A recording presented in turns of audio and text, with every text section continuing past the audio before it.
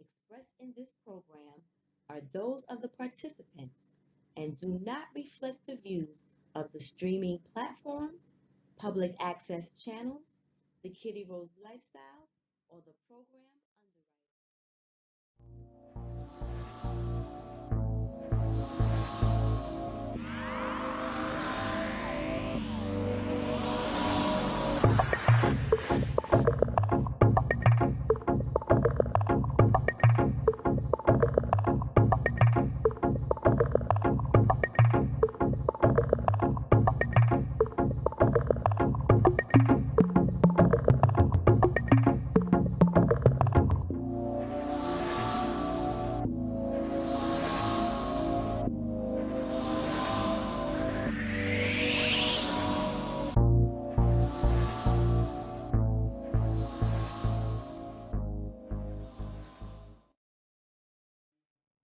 The way I view Brick is how I view YouTube.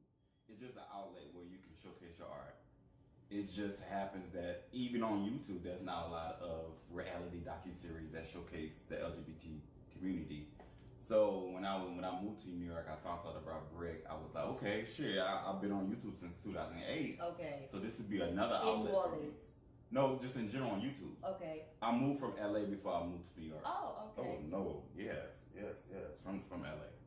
So Brick was just another outlet for me, and then I put my videos out there, and I guess you found it. Right. So it was just another outlet for me to reach out people who are not that familiar with my lifestyle and the people who are in my community, basically. So what's your community? My community. Listen, I got a lot of communities. Right. Because I'm Creole, I'm black, I'm gay, I'm everything. So I have a lot. I belong to a lot of communities, Okay. but I guess the communities that need more enlightenment and need more like representation and visibility, which is the LGBT community. Okay. So, black people already got their visibility. Right. Shit. Now I need to work on the other community that seem left out. Okay. And seem like they need to have a voice. Did you always feel that way though when you were blogging? When I was blogging, yeah, because when I first started out on YouTube in 2008, I really didn't have a lot of people. Well, growing up in general, I can't go to my dad. Hey, Dad, I'm gay. Do you know how it is to be gay? Because he don't. And that is like the number one reasons why a lot of black fathers fail as being fathers of gay people, because they don't know what to do. So for me growing up, I know that there are going to be other people growing up like me who didn't have anyone to talk to and to learn from, and I wanted to be a voice for them. And it came organically. I just didn't want to do it. It became there because no one else was talking about it. Okay. So it was organically for me. Cool beans. Yeah. So not sidebar. So did you grow up with your dad? My dad raised me. Okay. Yeah. And so no, you didn't go to him and say, Dad, how is it to be gay?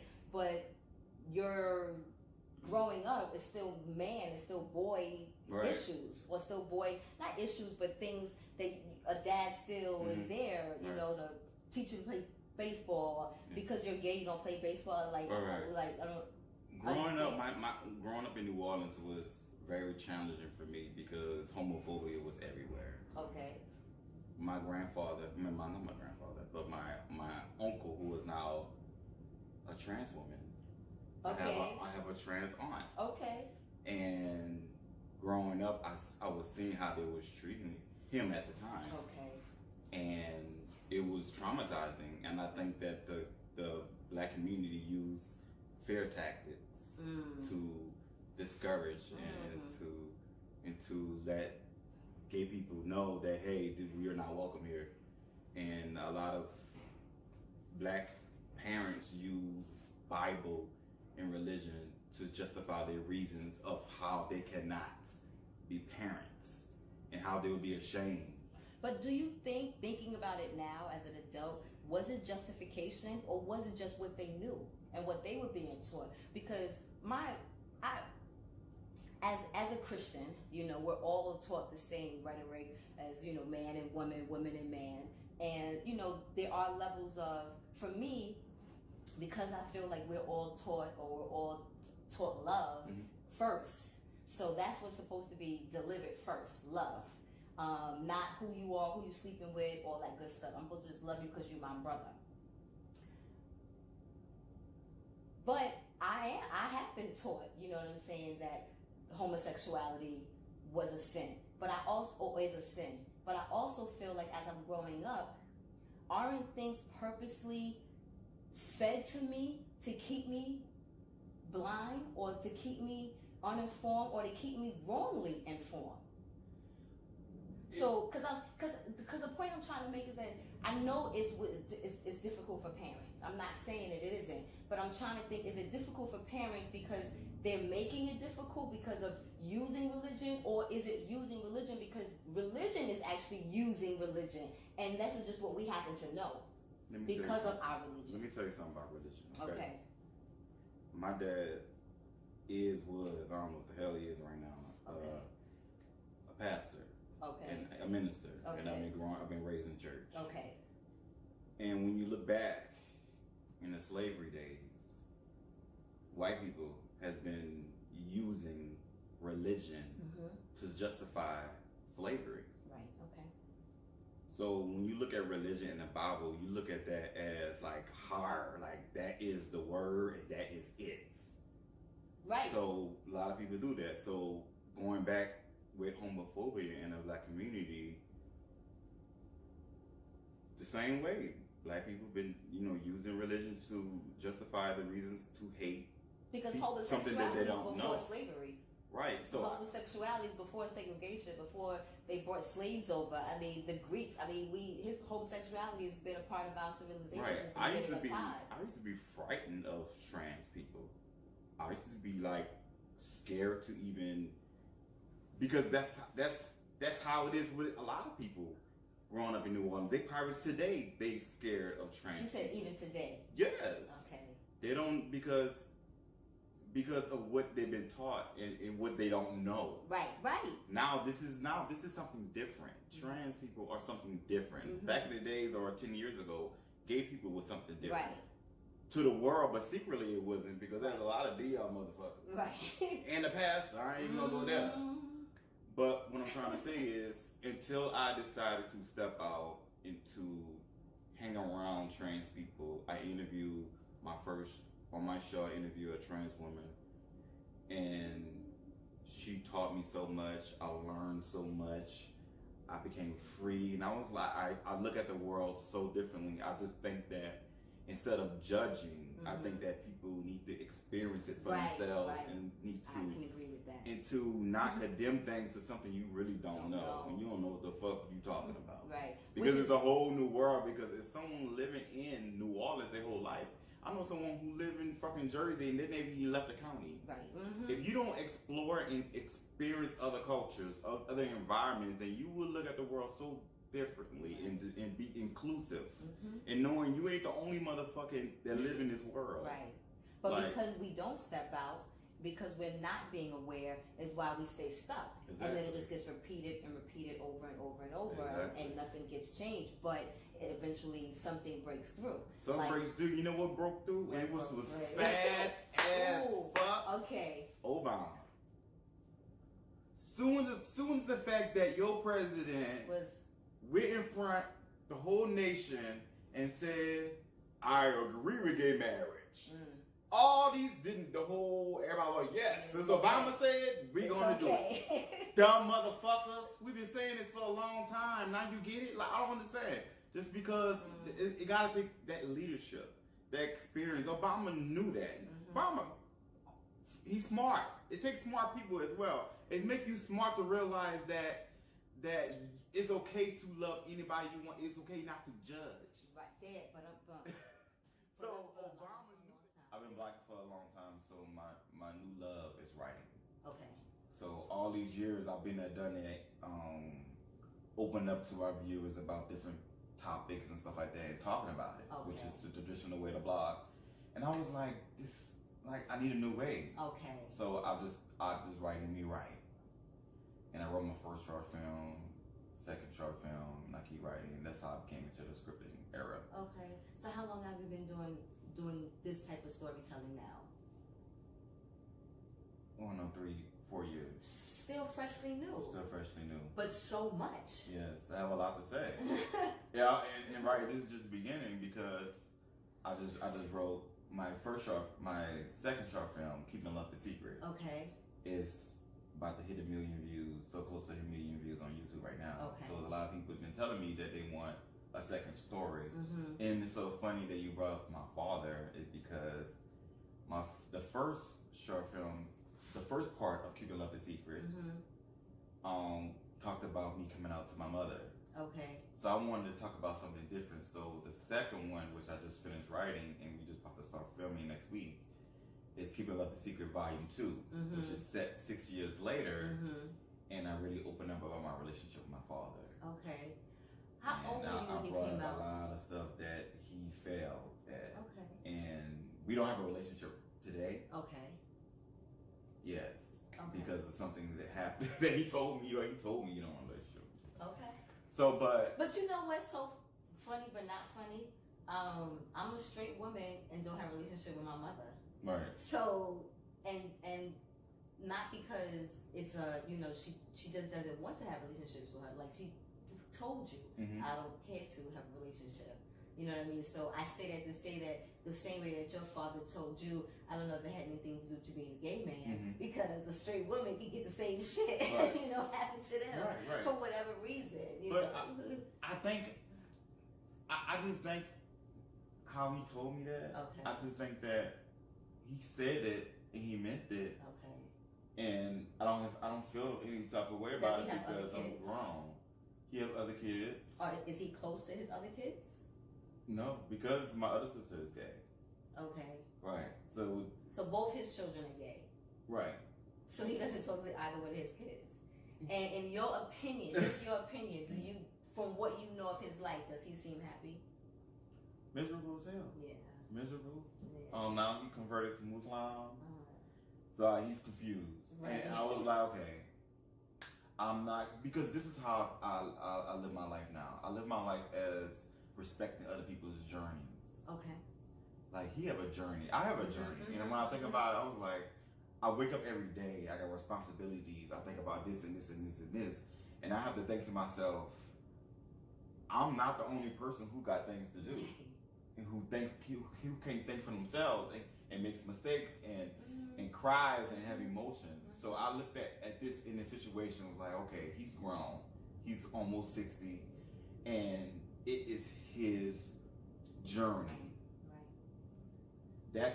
I think that's the only thought and explanation and excuse I could come up with to realize that, and that could cope with me and how I need to cope with it. Okay. When a father is telling his son on Christmas Day, Ooh. I have no son. And I sent back the long gig. You know how you go on Facebook, you can press it down, the little thumb. The harder you press on it, it'll be out. Baby, I hit that shit so hard that the biggest thumb back adding up.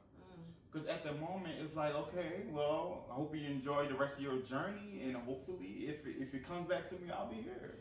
Have you noticed other similarities as a storyteller with these different lives that you have in your head, in your hand? I mean, like, people don't realize the amount of work that comes into editing down hours and hours of 6, 7, 8, 9, 10 different people and their stories. Like, I'm getting emotional now just thinking about what you don't show because of having to edit down to a certain amount of time. What stories has any stories been similar to your own that you've seen in the, not characters, but characters in your film and television shows? Since you're telling this story of the gay man. Nobody. Really? I can't relate to nobody. Okay. And I think that was. Wow. I think that was because this is a learning experience for me as well. I'm learning from their stories like everybody else. Right. So no one's going through what I'm going through. Ertone is still in his latest episode. He have a relationship with his father. You know, he's in an interracial interracial relationship. So this is a diverse cast. I'm so lucky it just came on, fall in my lap.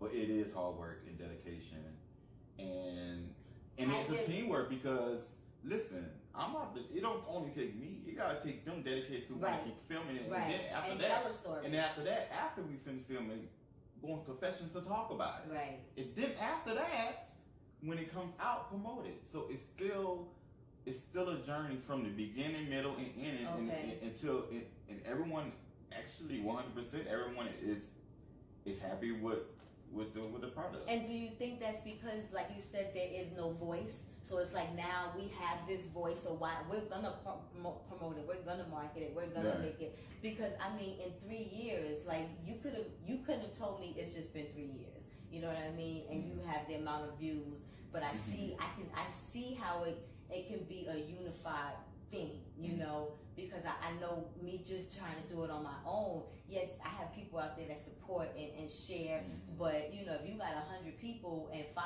people share, you're grateful to the 5, but it's only 5. But if you got 100 people and 95 of y'all is all doing it, then you know what I'm saying? I understand, and the message has definitely gotten out there because you've gotten to see more exposure, more locations. The show's been able to travel. You know what I mean? So all of that. Spin-offs coming. Oh, and spin-offs, all right. So, you know, that's dope. So has there been a common story? Not just with this season. I mean, you in 3 years, again, you've had 10 different personalities and stories and characters that you've had to get to know. Yes, and plus, you know, starting with the only person that came back from the previous season for season 2 is Melli B. Right. You know what? He gets too much play. We talk about Melli B more than anything. We can't help, but I don't want to talk about Melli B. But yeah. So it is different personalities, and that's a big personality. So okay. So the question is 2 questions. The question is, has there been a common story that people outside of the gay community can relate to? Because if you're telling a story of the homosexual or the gay man or the transgender, which is a story that has not been told, so you have now this platform to tell it. Is there anything that has stood out that's been a story that general people like myself have been able to connect to? And I brought up Michelle because that was something that I was curious about. Okay. So is that a similar story? Is that a common thing with transgenders in transitions? Let me spark the next one. Yeah. Right. But would that come together? Yes, because this situation with Genuine Beauty. Genuine Beauty is a trans woman that's on the show, right? Right. That's trying to date a Yoki. Right, the kind of Goldilocks. Yes. Right. So Genuine Beauty considers herself a trans woman. Okay. But a different type of trans woman, a trans woman who are affiliated with being a lesbian. Okay. So she dates trans women and she dates women in general, regardless if it's trans or cis. Right, okay. So people need to understand that there are just a whole umbrella of the LGBT community that they probably they're probably not familiar with and I think that since we got the circle, I was able to get that audience for them to do that. For instance, so it's like you're telling the next evolvement of the homosexual story. I think someone has to. You gotta raise the bar. Right. But at the same time, we're showcasing a trans man as well. Right. But it's a different dynamic. And at the same time, in the words of T.S. Madison, if I'm sitting next to you and I tell you I'm a complete stranger, and I said, I'm Blue. Right. My name is Blue. Right. What you gonna say? Hey, Blue. I think it comes with respect. If people tell you their name is Blue, their fucking name is Blue. Right. Like if someone come to you, regardless if they look like a man or whatever, and they say I'm a trans woman, you have to respect that and say it, like you have to respect their wishes, and that's who they are. Right. You don't want no one to tell someone that you're not a good father. Right. You're not this. You're not a good mother because you know who you are. Right. You know what you do every day. Woo. Okay. So it's the fact that it's out of respect. Okay. So this is important. This is almost life changing because it does raise the bar. Does this allow room for anything else in your life? Because I feel like even the social component is still telling a story. Like, you're not necessarily filming every part of your life, but because you are in this community, because this is just my life, I'm not a part of a community, this is... Right. My goal is to walk in a subway, in a car, and holding hands with my husband, my future husband, and don't feel uncomfortable that I'm in Brooklyn on a C train. That's my goal. I want to be happy. I want to be exclusive. I don't want another black man to disrespect another black man like I'm less than them. I want them to respect me and knowing that, hey, this dude found love. He ain't fucking with me. Good for him. I'm happy for him. Niggas ain't happy for each other. Niggas want to be better than the next. Nobody can respect. It's like a minority. It's like, you know, the most disrespected minority in America is a trans woman. They're black. They was gay. Now they're trans. Like they're in. It's sad. I see the fire. It's horrible, and I was like, I want to share that, and I was like, somebody need to know this. Like this shit is going on. Right. Okay. And how has the response been from the community? It should be better. Okay. Because you know how we are. Our own community sometimes don't support each other. Okay. So it's the fact that we sometimes have to prove ourselves to our community and for them to respect us first. Okay. So that's the reason why I wanted to showcase real honest issues and conversations first. And then Caddy shit could come. How has have you gained a new audience with Earth Tone's boyfriend being white? Did that bring a new audience of white folks? You know what? A small increase. Okay. But not what I thought it would have brought. Okay. I really didn't promote it in that way of hey, we have an interracial couple. Okay. I wanted to come natural. I didn't want Earth Tone's storyline to be a predictable storyline. Okay. Hey, he's dating a white man. Okay, he's dating a white man. Oh well. I didn't want that focus. Okay. But I wanted to come natural. So since I didn't promote it, them as an interracial couple all the time. I did it one time, but not all the time. I think that's the reason why Logo didn't email me back.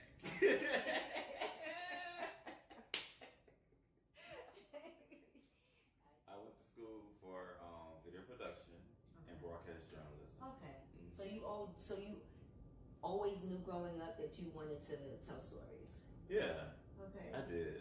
I got like I remember when I was like in high school. I went to Rent a Center. You ever heard of Rent a Center? Hell yeah. The big ass camcorders.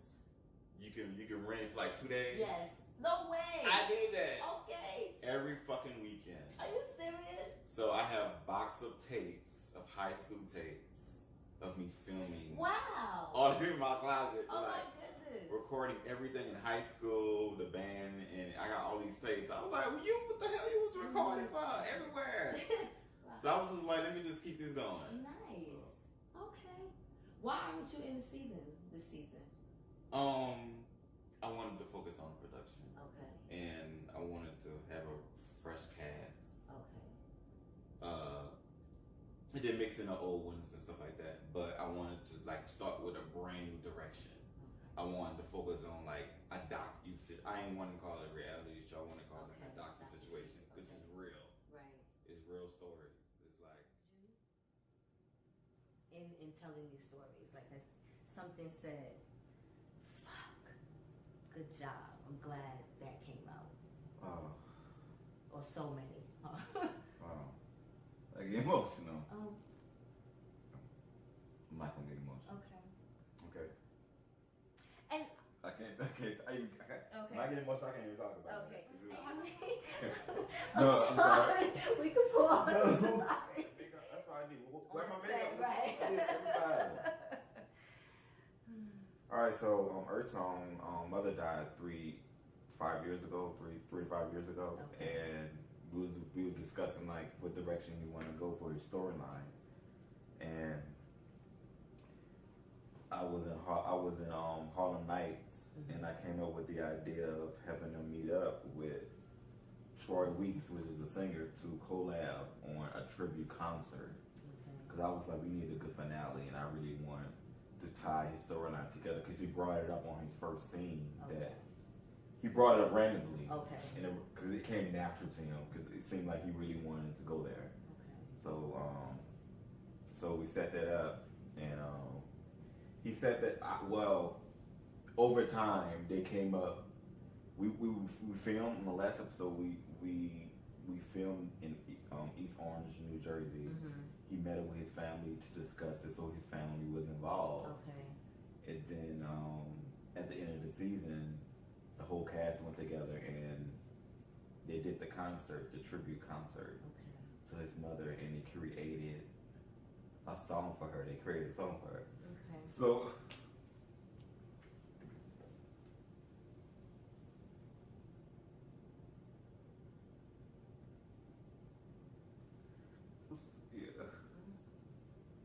so to know that I'm responsible for that is like really a blessing. Yep. I know it may not be a big thing, No. but not captured it is a part of the show, so I'm sorry. Oh, that's like the greatest thing I want. That's what I wanted to do. Okay. And it was hard. Yeah, filming it was hard, but I'm glad it was a success, and I'm happy. Right. I don't complain. Right. I'm happy with it, and I don't care. I'm gonna get it done. And the fact that it's an independent project, and I do everything myself, financially, everything. So yeah, people really don't know. People complain about like when it comes out and stuff like that, but they really don't know that, dude, you get a free entertainment, and this is all I can do. So you're gonna have to just calm your ass down and watch and pay attention. Right. Boom. Right. And pay I attention. caught it here. That's Right. not. Yeah, I like that. Ooh. And pay attention. Ooh.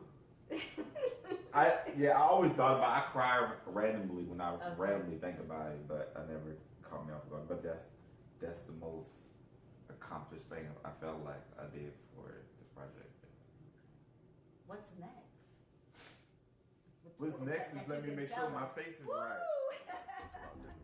I've been put in a certain situation, and I'm not that guy. Right, and what I said was nothing negative. I felt it was a little implying something negative. That's up to you. Do you think it would be a good idea to try to bring Melli back?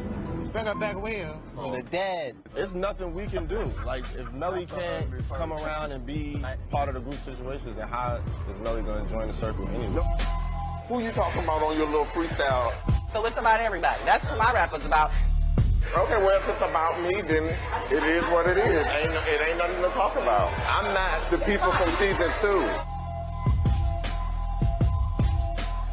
This is done. Like, fix this before I fix it. Fix it.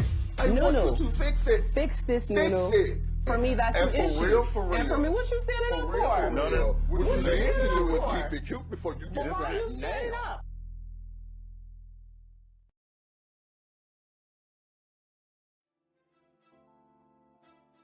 Tech believes that financial freedom and education are the civil rights movement of our time.